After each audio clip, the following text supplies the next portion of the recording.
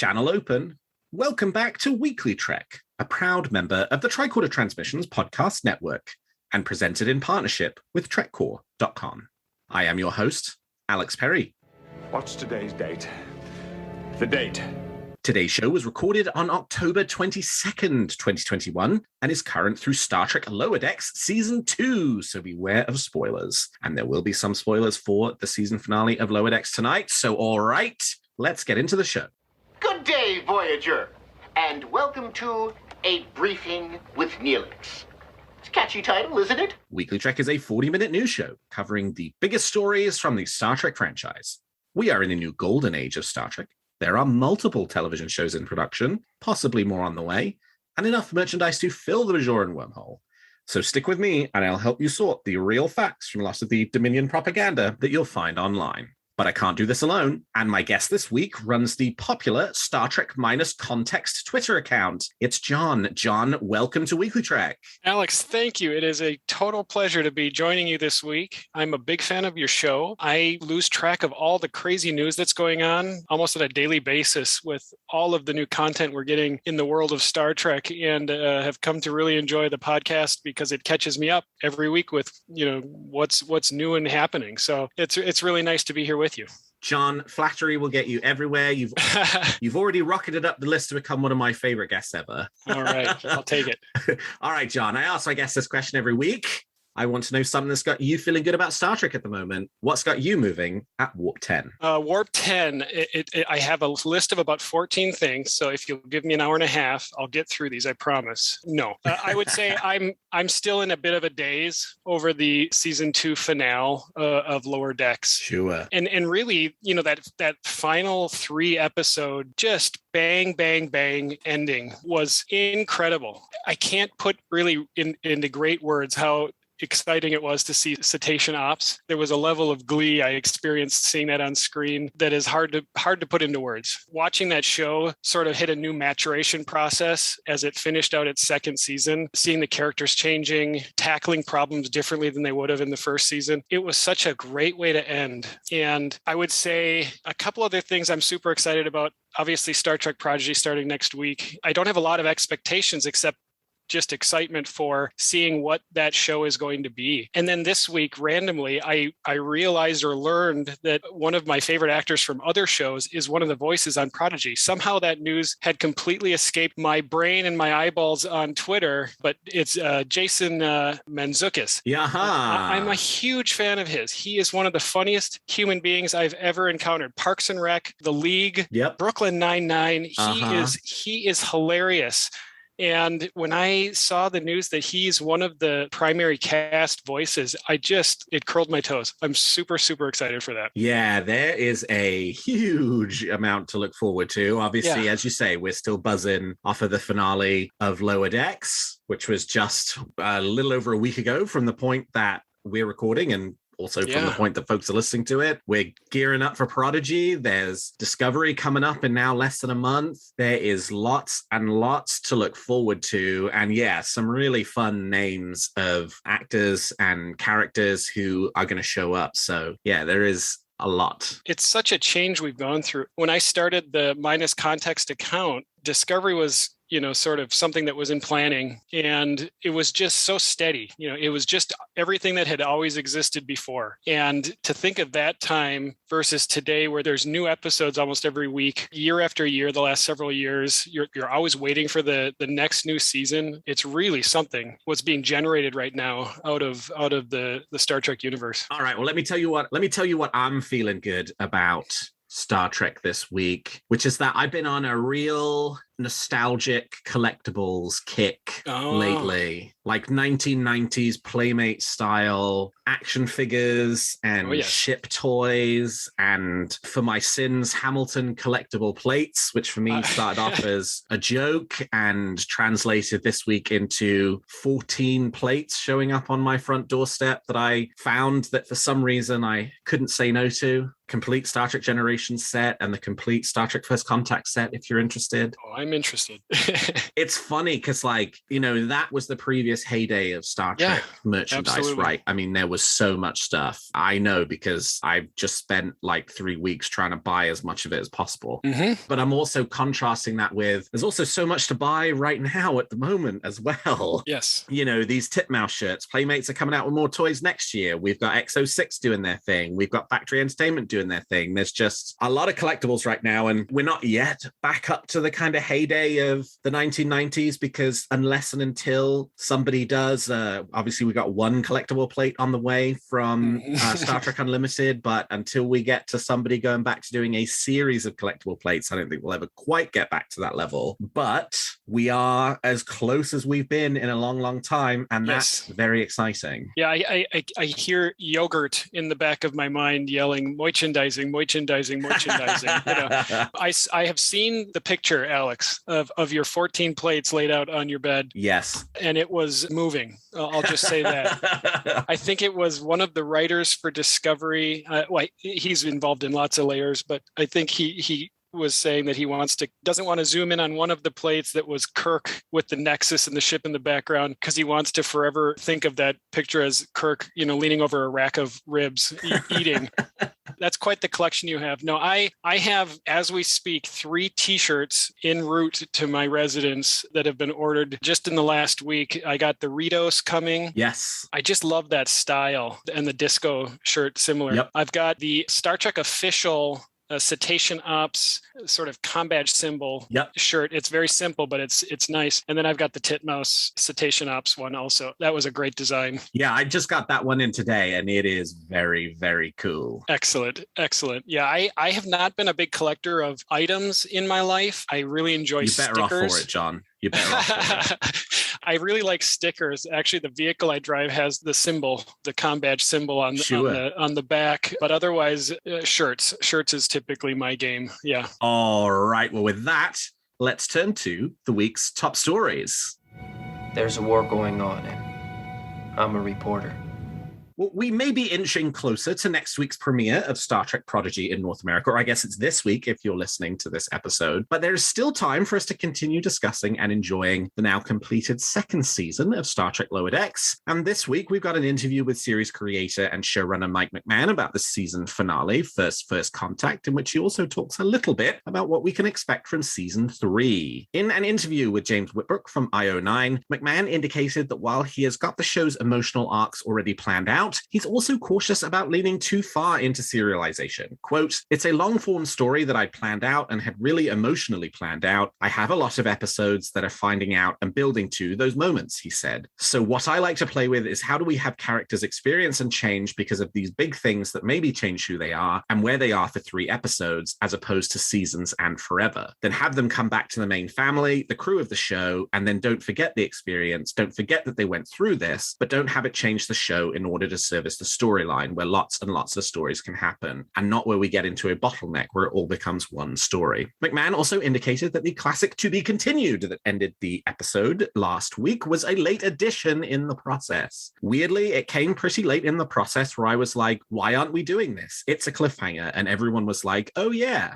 As to how events of the episode the week before in Voyager Duck relate to Captain Freeman's arrest, McMahon said, quote, "There's obviously things that aren't quite finished with that story, which do get addressed in season 3. So I knew I wanted that. Also, we're always trying to find these themes of finality, but also the story's not over. So much stuff is wrapped up. It really just felt like the story's not over, and I don't want people to wait until next season to know the story's not over. So the promise of the stuff they're going to be seeing in season 3 is why we end on this." And McMahon also addressed what we might have to look forward to in season 3 in the Mariner-Jennifer dynamic that was set up in the finale. Quote, "You will see Mariner and Jennifer dating and see how that affects her. But really, the tectonic shift going into Mariner's arc in season 3 is, right when she opened herself up and everything was going great, it all gets taken away from her. How does that affect somebody who doesn't like it when people leave her or are taken away? And as to what to expect from season 3 when it premieres sometime next year, quote, as we start up season 3, there's going to be some interesting cameos, some fun callbacks, but we're also starting to mix in cameos and callbacks to our own episodes a little bit more. We've seen a lot of Mariner and Boimler, and then Tendi and Rutherford, and we've seen them mixed up a bit. season 3 is where we get to see them start their own paths a little more while still being friends. I think that's fun stuff to write. John, we've talked a lot already about how much we enjoyed the end of season 2 of Lower Decks. Based off of what Mike McMahan has to say about season 3, are you feeling excited? Definitely. There's a handful of things that I think are super interesting about how the season ended and progressed. And I'll just also say, I really love how engaging Mike is. Mike McMahan, the series creator. On Twitter, interviews, what a humble and honest and just earnest man he is. And he gives guys like me hope, because he started a dumb novelty Twitter account, and look at him now. So that could be you one day, John.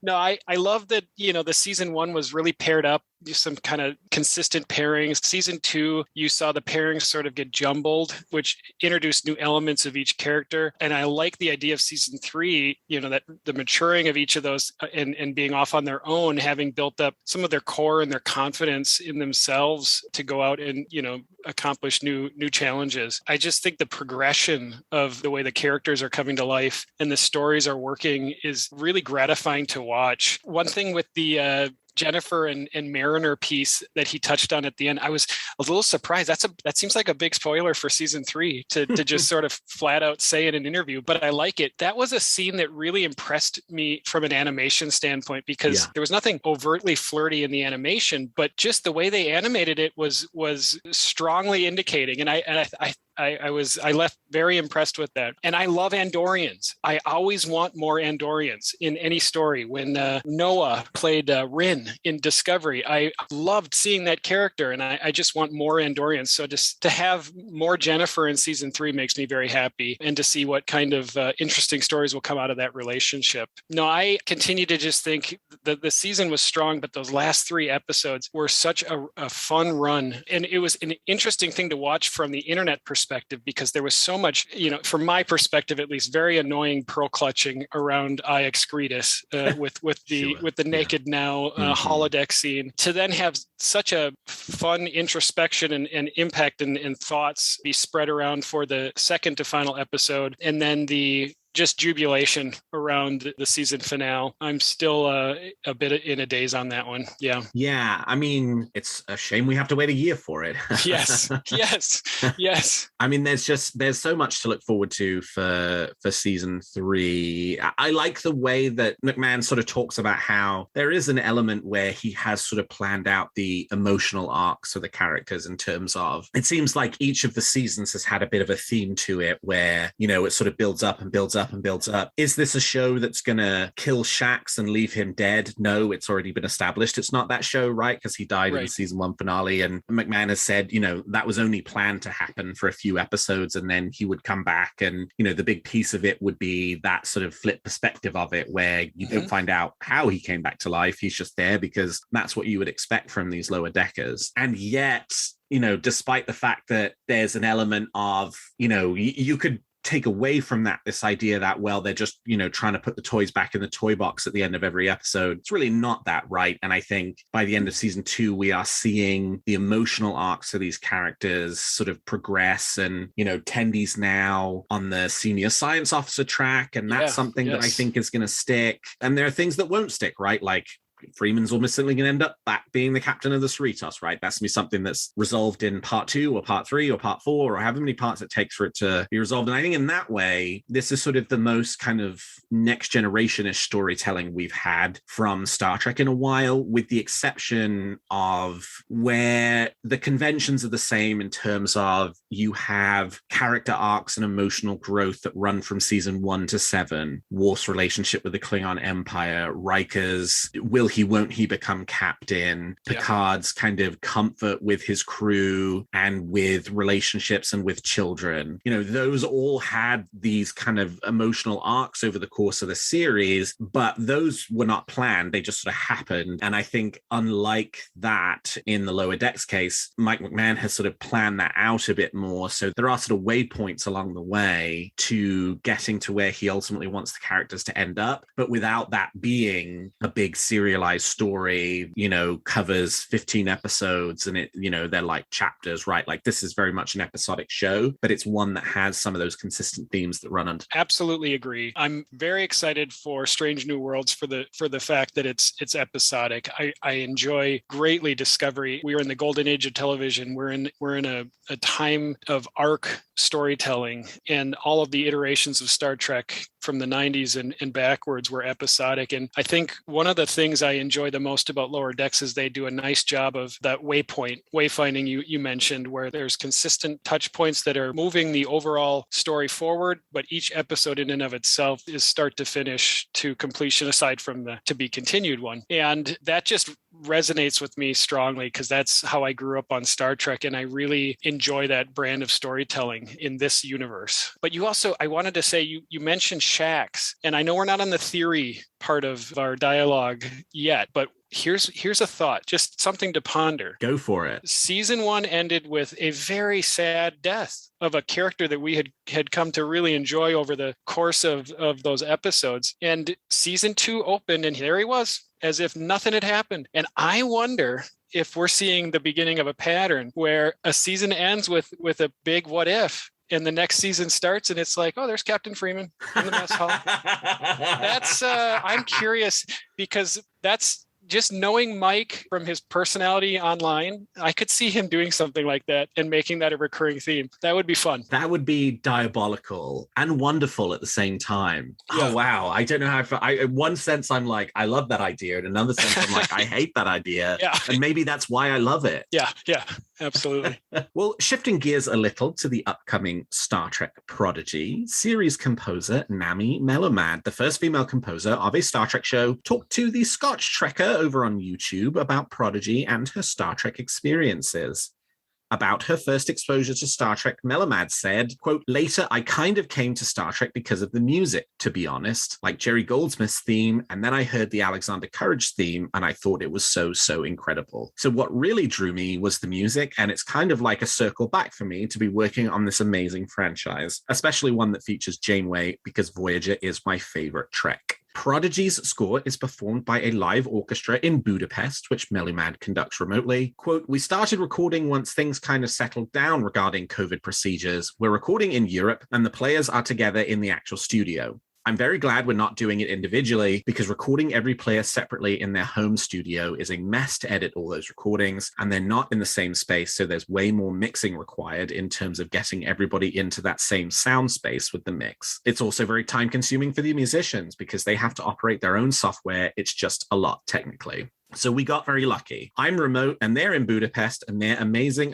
players. I'm in awe of how they read everything the first time they see it. As to the musical style of Prodigy, Melomad said, it's very character-based. We're going with motifs for these characters. So musically, I'm kind of tying it together. Musically, characters and story go together because if you have a moment that is more about Jankum or a moment that is more about Zero, it will be story-based. And for me, music is always story-based. And as to the question of whether we'll hear some of the famous Star Trek themes, well, there's no Voyager music with Janeway, she said. There is some stuff that resembles it or something that sounds like a memory to it, but it's definitely not from Voyager, no. But we're doing something else, something new, not just in Star Trek, but in other cinematic universes. You don't want to overuse things. You would want to do it really delicately and when it's most impactful, you know? If you get that theme all the time, it's just not exciting anymore. If it was earned by the characters, that's when you want to use the theme to get the most emotional impact for the viewer. You'd want to be very particular on the choice of when you use the Voyager theme. John, we're only about 1 week away from the premiere of Star Trek Prodigy as we record this. In fact, we're 6 days away from the premiere of Star Trek Prodigy as we record this, but who's counting? Are you looking forward to the show? I'm looking forward to the show, and this is a similar story to Lower Decks. Lower Decks was a show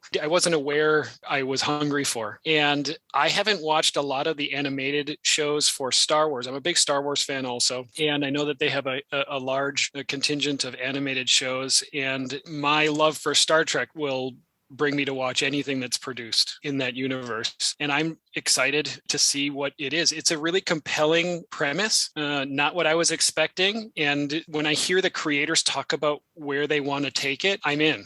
I'm absolutely in. It sounds like a lot of self-discovery for people who might not start out believing that they are capable of doing great things, coming together to do great things. And that's a premise I can get behind. I like that she mentioned Jerry Goldsmith, because I think I can close my eyes at any point in time in a given day and call up Jerry Goldsmith's scores in my mind in an instant. He has done incredible things in the world of Star Trek. Yeah, to say I'm excited is an understatement. I will be parked and ready to watch next week. Yeah, there's so much about this one that I'm just fascinated to wrap my hands around. And on Twitter, they've been releasing a couple of little sort of very short additional clips of the characters. Yeah. There was one on Mirth and there was one on Rock Tuck. And the Rock Tuck one was just absolutely delightful. I got to the end, it was 20 seconds worth of footage, and I got to the end and I was already smiling from ear to ear. It was just very sweet and delightful. Mm-hmm. And if that's how I feel after watching 20 seconds of the episode, I'm really excited to see how I feel by the time, I've watched some of these episodes. Now, obviously, we'll take it as read. We are two men approaching middle age. We are not the, target audience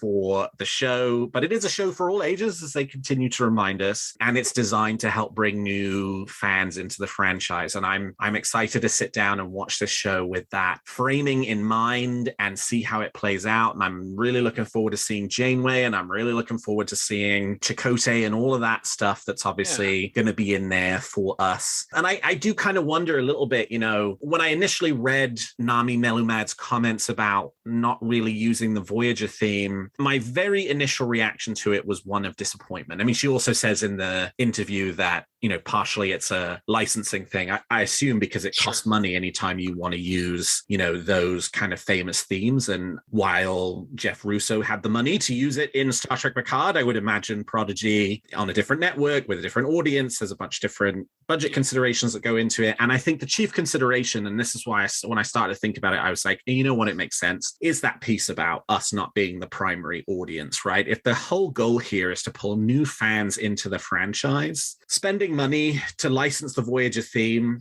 which is a set of musical notes that those new fans watching aren't necessarily going to resonate with in a way that we'll resonate with, doesn't make it a worthwhile expense, right? You want to build something that hits with this audience and the characters are there. And that's going to be hopefully what draws them into then watching Star Trek Voyager, which gets them to the Next Generation, which gets them to Deep Space Nine, which gets them, all the way through the rest of the franchise. And so I think, there are probably people who will hear like, oh, not really going to hear the Voyager theme. That's disappointing. But I see it from both sides, right? From the kind of two arguments. Absolutely. Not to. One, there's the argument she made about, well, if you're going to use it, it should be for a really big emotional moment. It shouldn't just be, shouldn't just be constantly hearing Jerry Goldsmith Voyager's theme throughout the show. And two, since it is designed for a different audience who's not us, then, maybe you do decide to put that money into making the animation as good as it can be rather than catering to our whims necessarily. Well, and based on every clip I've seen, that's a great decision because the animation looks gorgeous, and the scores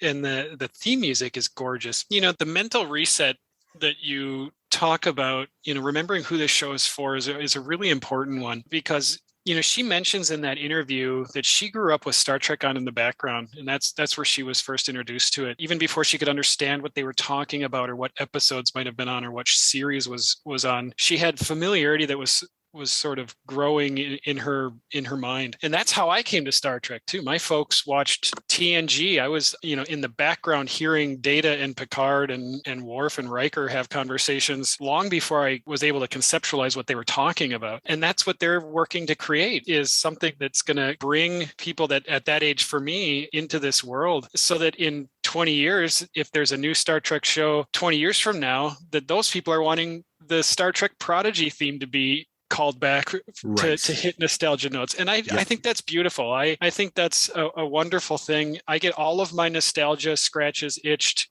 with Lower Decks, and I think it's fine. The other piece that I think is great that I read was that there's going to be some motif-based music around specific characters, which I've always really loved about the Star Wars franchise, Rey's theme and Leia's theme and things like that. And I don't think they'll probably be that explicit, but I like that way of storytelling through music. I think that's a nice thing, and I'd love to see more of that. First announced in March of this year, the center seat.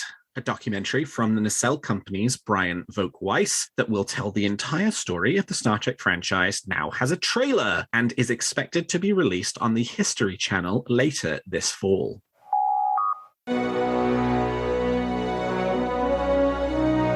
I still find gold in my, various pores.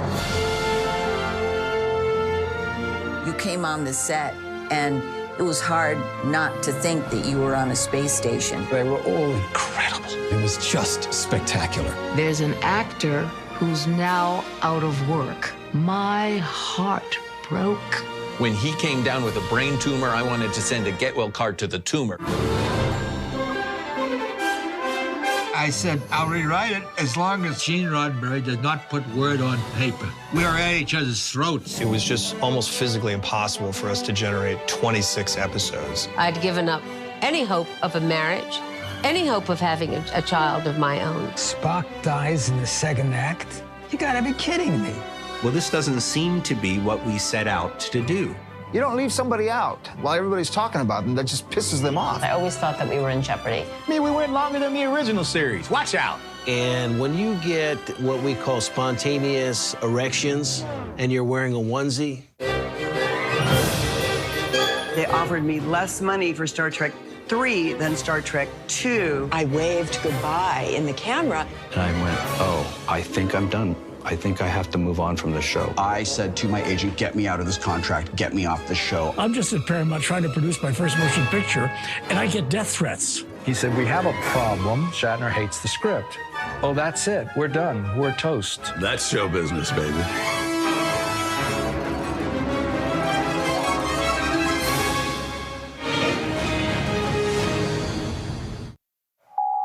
Each episode of the series focuses on a different chapter in the groundbreaking program's history, ranging from its inception at Lucille Ball's legendary production company, Desilu, to its later iterations, Deep Space Nine, Voyager, and Enterprise. Interviews with cast, crew, and experts reveal never-before-seen backstage stories and offer fresh insights. The documentary series is narrated by Gates McFadden, who played Dr. Beverly Crusher in The Next Generation, and is an exciting prospect because being a longer series rather than just a documentary movie will hopefully allow the show to go deeper into parts of the Star Trek franchise that have not been as well explored. John, do you think you'll watch Center Seat when it premieres on the History Channel? Well, when a trailer starts with, I still find gold in my various pores from Brent Spiner, that tells me immediately the type of humor and reverence that documentary is going to have. And I'm absolutely in. I would imagine, similar to you, Alex, you've seen a lot of different behind-the-scene documentary type things with a very similar group of interviewees, right? It's typically what we find with these types of things is a lot of captains and a lot of producers or directors. And in that trailer showed the variety of cast members from the 90s series. I was sold immediately. To see Nana Visitor and Sirach Lofton and people who just typically aren't always front and center in some of the big documentaries, the stories that are going to be told in this and the fun anecdotes from the set and some of the behind the scenes information that we're going to learn. I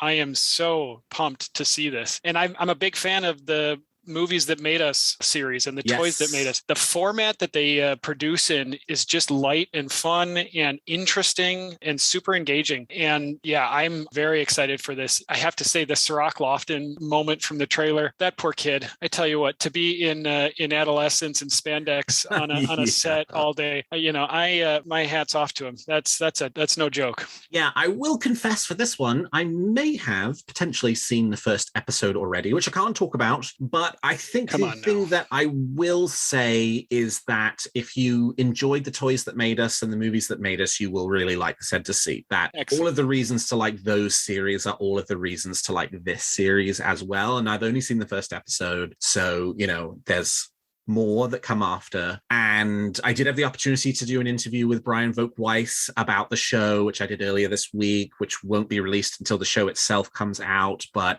it'll come out as a separate supplemental episode of Weekly Trek, just like we did with David Zapone when we talked about the Star Trek Voyager documentary. Yes. So look forward to that at some point in the next 6-8 weeks, something like that. And yeah, this is really exciting. As I say, if you watch The Toys That Made Us, and if you're interested in kind of sort of checking out what Center Seat might be like, go watch the Star Trek episode of The Toys That Made Us from the first season of that show, which was a really deep look at a lot of the toys behind Star Trek. They mostly focused on the sort of 70s, 80s era of toys, on the kind of Mego sort of era. There was also a lot of stuff on Playmates, a bit of stuff on McFarlane, who were expected to be the like big Star Trek toy licensee. Of course, you know, the Cell Company didn't know that they were going to end up flaming out, but flame out they did. Yeah, if you're interested in knowing what Center Seat might be like, go watch that Star Trek episode. If you enjoy it, you're also going to enjoy Center Seat, in my opinion. And I think one of the really exciting things,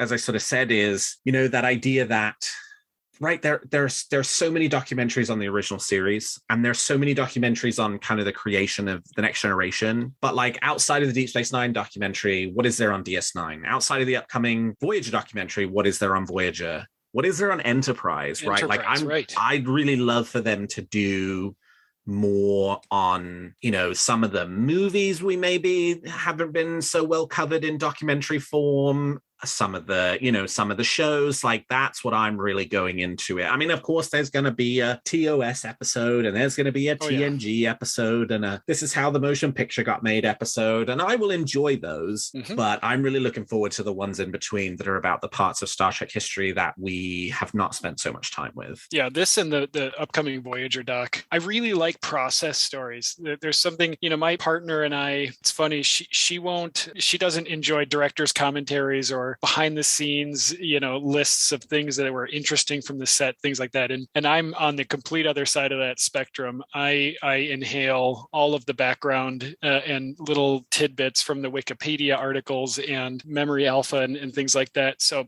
anything process related, behind the scenes, documentary style, I just enjoy, because, you know, for so long we just had the show and not a lot of new content, and so that sort of became a way to, you know, enjoy what we had from a different lens or through a different spectrum. So I'm looking forward to this, and the Voyager one especially too. Yeah. And lastly, this week, with so much Star Trek news lately, I am a little late to this week's product announcement, but the Star Trek Lower Decks Season 1 and 2 soundtrack was released on Friday, October 8th on all digital music streaming platforms and for purchase, and features the score from Seasons 1 and 2 of the animated show by composer Chris Westlake. The album features 53 tracks of music from across the series, including, I noticed, some of the tracks from Wedge Juge, just to show how up to date it is. I have been listening to this soundtrack basically nonstop for 2 weeks, and I'm loving it and the music from the show. Ever since Season 1, I've been all about, let's get a Lower Deck soundtrack, let's get a Lower Deck soundtrack, let's get a Lower Deck soundtrack, and I now have one. John, are you much of a soundtrack guy? I am. This soundtrack, I immediately went to Amazon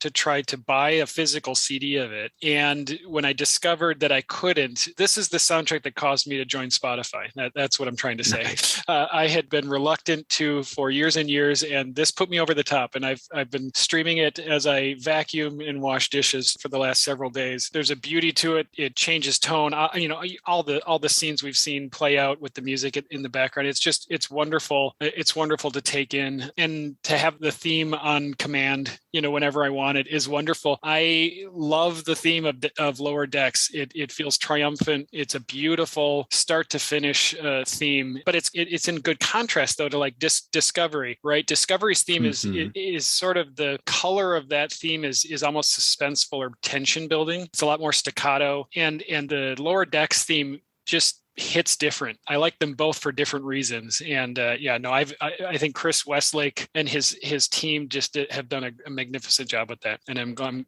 excited that it got released. Yeah, iTunes tells me my Star Trek playlist, which is pretty much every Star Trek album that's been released. Not like, I don't have like, you know, all 3 versions of the Wrath of Khan soundtrack. I've just got the most recent one. It's currently 4.9 days long, and I'm very pleased to have just added another hour to that runtime with the Lower Deck soundtrack, which is just really good. I mean, there's so much about it that's really enjoyable. The music's terrific. I've listened, you know, I have So, it's this big Star Trek playlist and it's on my phone and I just hit shuffle and listen through and kind of hits all along the way, right? I've got TOS, I've got TNG, Deep Space Nine, Voyager, Enterprise. I got them all, right? If they've made a professional release of Star Trek music, it's currently in this playlist. That's why it's 4.9 days long. And the Lower Decks music fits in seamlessly with the rest of it. It jumps around. It's not like I go, oh, that's the Lower Decks music. It just kind of comes on and I'm like, oh yeah, that's great Lower Decks, and then that's great Enterprise and that's great Deep Space Nine, that's great Voyager. So yeah, if you're a Star Trek music fan, this one is well worth picking up. Yeah,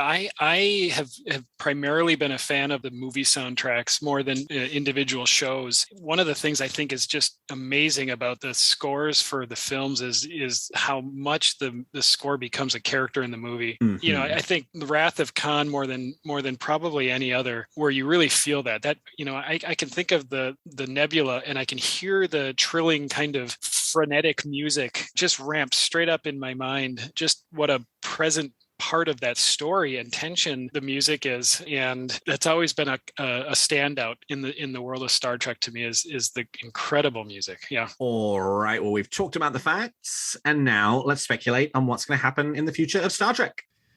You make some very good points, Captain, but it's still all speculation and theory. So each week, I and my guest give you a wish or theory we're nurturing about any of the shows or the future of the franchise. So John, let's hear your theory or wish for this week. Well, before I say mine, I want to say, I don't know if it was last week on this podcast or 2 weeks ago, but you had a theory about Star Trek Academy with Elnor and Soji. And I thought that was just genius. I mean, I'd love to see that. I don't want that cast to go away because Patrick Stewart, finishes his time and his commitment to the show. Elnor's wonderful. Soji's wonderful. I would love to see that show rebrand in that way. I consider me fully on that team, rooting for that as an outcome. And that is exactly what I was thinking when I came up with it. I was like, it might be a shame that we only get 30 episodes with these characters. Could there be a way of them continuing on? Oh, I got a great idea. Yes. Yep. It would solve a lot of problems of me wanting to see more of that cast in general. So, then for my own wishes, I have two. One, I kind of gave away in a tweet a few weeks ago. I want so much to see some type of cross-time Tendi Tilly short trek. Those two characters, they resonate with me because they're optimistic, they're pure in their love of their work and science, but they're also insecure and questioning themselves a lot. But they're just such a neat synchronicity between those two characters across hundreds of years of storytelling and animation versus live. But I think it can be done, and that would be my number one wish. My second wish, I would say, is down the road when they're looking at new shows. I am a huge fan of The West Wing. It's one of my all-time favorite television shows, and I would love to see a Star Trek, United Federation of Planets president and staff dealing with some of the things that we've seen or not seen in the world of Star Trek, but from the perspective of the United Federation of Planets leadership structure, a process, behind the scene process of the decision making that's going on, and talking about all the different wars and changes, and things happening in the Federation. I would love to see that point of view brought out in Star Trek as a place from a different lens. Yeah, I am staring across at my bookshelf and looking at the Articles of the Federation book by Keith R.A. DeCandido, which was exactly that. It was the Star Trek West Wing. Yes. It was about a year in the life of the Federation president after this very big incident happened in the books. And it's a terrific novel. And yeah, I've always also thought I would love to see something like that on screen. It wouldn't need to be super expensive because you don't need a bunch of visual effects, right? I mean, makeup, because you probably got lots of different, alien races, but absolutely, it could be really, really cool. And especially in this sort of, era of experimenting with new things and trying different approaches to the franchise, that could be a really, really cool way, A, of doing something a bit different, and B, if you were ever looking for a really good vehicle to say some really serious things about what's going on in our politics today, there's no better way than with your own political allegory set in the 24th century. 100%. Absolutely agree. And on that first one, the Tendi Tilly short trek, I love that idea. Question, there's two ways you could do it. Yep. You could do an animated short trek in which Tilly becomes animated, or you could do a live action short trek in which Noelle Wells plays Tendi. Which would you prefer? So what I keep picturing in my mind is whoever's further down the road in a holodeck calling up audio personal logs from the other. And so I'd really like it either way. If it's Tendi calling up personal logs from Tilly or vice versa. I don't think it needs to be sort of like Roger Rabbit where there's a real person and a cartoon talking to each other. But that's what I picture, and I think it could be a very sweet and wonderful kind of story. That would be a cool way of doing it. All right, let me tell you my theory. So this goes back to a news story we talked about on this show months and months and months ago, which is that Billy Campbell, who played the outrageous Okona, Thadium Okona in The Outrageous Okona in Star Trek The Next Generation Season 2, said that he had recorded a voice acting role for Star Trek Prodigy. And everyone was like, well, did he mean Prodigy? Because Prodigy's set in the Delta Quadrant. Could he have meant Lower Decks? Because Lower Decks is set in the Alpha Quadrant. And then in An Embarrassment of Duplas, Thadium Okona is the DJ for the Starfleet party. Doesn't have any lines, but definitely the characters in the show. And my initial reaction was, oh, well, Billy Campbell actually recorded lines for Lower Decks and they just cut the lines. And so the character appears, but the lines never appeared. Sure. And that he just got confused and all is right with the world. My current theory, though, is that in a weird coincidence, Okona is in both Lower Decks and Prodigy, and that Billy Campbell did record lines for Star Trek Prodigy. And the reason I say that is, well, because Billy Campbell said he recorded lines for Star Trek Prodigy, number one. Yeah. But I actually have a second reason, which is that also a number of months ago, and for some reason this is stuck in my brain, Mike McMahan was talking about these franchise showrunner meetings they now have, in which all the franchise showrunners get to, the Star Trek showrunners all get together and they have these conversations about, you know, what are you doing? What are you doing? I think kind of to stop a situation in which Riker comes and saves the day in 2 consecutive season finales in a row again. Yes. Which I love, don't get me wrong, but like still was an odd thing to have happened. And yes, Mike said that specifically in relation to Star Trek Prodigy, because they are so close together in the timeline, they would make sort of, you know, they would talk about, well, who's coming up on your show, who's coming up on my show, and then they would kind of potentially make changes or drop characters based on who did they think best served the story. And Mike McMahan said that there was one character who appeared in Lower Decks who, because that character was going to show up on Star Trek Prodigy, they made a visual change to the character, but they did not drop the character. Now, if you go back and watch An Embarrassment of Duplas and check out DJ Okona, he is wearing an eye patch, which he never wore in The Next Generation. Could it be that we have an eye patch wearing Okona showing up in Star Trek Prodigy? Lower Decks says, we're going to use Okona's going to be the DJ. The Prodigy guys go, oh, by the way, he's also in our show. They have a conversation about can both work at the same time. And the decision is, well, we're doing them with an eye patch, so you should do them with an eye patch. So my theory is that Billy Campbell is going to show up on an episode of Prodigy, in addition to having shown up on an episode of Lower Decks, which is an absolutely insane thing to happen, but that's where we are. John, what do you think? Alex, if you would have told me 5 years ago that there's going to be 2 different Star Trek shows, full Star Trek backing, produced, released on a streaming service, and there's going to be one character that actually appears in 2 of them from Star Trek TNG, the outrageous Okuna would not be in my top 200 guesses.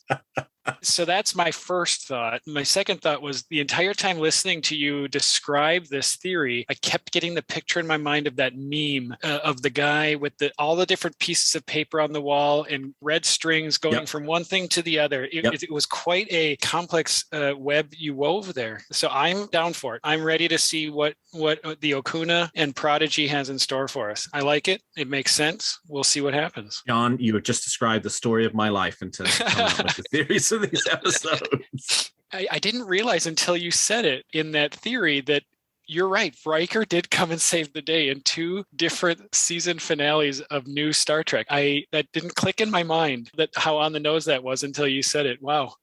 Consecutive season finales in the same year. Oh, wow. Yeah. Yeah. So a little coordination, a little alignment can be a good thing, I think. Yeah. Yes, yes. When they say that, what's that whole Star Wars thing? It rhymes. Yes. Boy, did it rhyme in 2020 in the season finale of Picard and Lower Decks. Yes. Yes. That being said, Riker saving the day never gets old for me. So, I mean, 100. Yeah. Like, do not get me wrong. I do not want to eliminate a single one of the Riker saves the day. Correct. He could save the day in every season finale of every Star Trek show from now until the end of time, and I would be a very happy chappy. Me too. Me too. Do you have a theory or a wish for Discovery, Picard, Strange New Worlds, Lower Decks, or Prodigy that you'd like to share? Tweet them to me at WeeklyTrek or email them to me at weeklytrek@thetricordertransmissions.com, and I might feature your theory in a future episode. Well, that's all the time we've got for this episode of Weekly Trek. Thank you so much to my guest, John from Star Trek Minus Context, for joining me today. John, how can people contact you if they want to continue the conversation? At No Context Trek on Twitter is the quickest route. My DMs are open, and thank you so much for having me on today. This was wonderful. It was my absolute pleasure. And you can find this show on Twitter at WeeklyTrek and me at Alexander T. Perry. And if you enjoy the show, please consider leaving us a 5-star review on your podcast player of choice. And please check out some of the other great shows on the Tricorder Transmissions. And if you like our shows, please also consider becoming a Patreon of Tricorder, which you can find at patreon.com/the Tricorder Transmissions. And lastly, if you're looking for Star Trek news on the internet, I hope you will turn to trekcore.com. Well, thank you, John. Thank you to all of my listeners. And until next week, live long and prosper.